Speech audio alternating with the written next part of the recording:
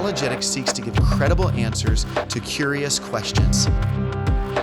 Ryan, you are a millennial and you obviously relate to a lot of millennials and Gen Zs. Talk to us about, what do we need to do to inspire hope and faith in the youth of today? I mean, what is it that they really need to hear in order to just take Jesus and really believe? We know we need the Holy Spirit obviously to move, but I mean, what's going on right now? Yeah, so there's a couple of different things that you could say here. The first is that part of the problem is overcoming apathy, because I think there is a lot of apathy among my generation and younger generations that, why should we care? Why is some man who's a carpenter from Palestine 2,000 years ago relevant to me here in the 21st century with my iPhone and my iPad and my fancy career and car and all that? And I think that's the first step, is making people care. We have to overcome that apathy and show them that Christianity still is relevant in the 21st century. It's the only solution to the problem that we still feel, and that's evil.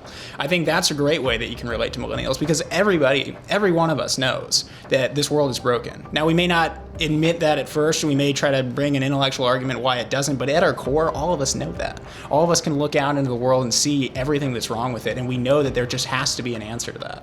Christianity is the only answer to that. It's the only thing that solves the problem, really. I mean, there's other attempts, but nothing really comes close. And so what I think we have to do is we have to, in the minds of younger people, we have to recapture the relevance of Christianity. And I think how you do that is show directly how this is an answer to a problem you have. Not just because people in general need some kind of salvation or anything like that, but because you, Brian, you, Dan, you, whatever your name is, you are broken. And you need something to heal that brokenness, and not just for you, but for everybody else in the world too. I think today we're all, gung-ho about tolerance and loving our neighbor and kind of one world, this and that, and everybody wants to love everybody and have this big global community.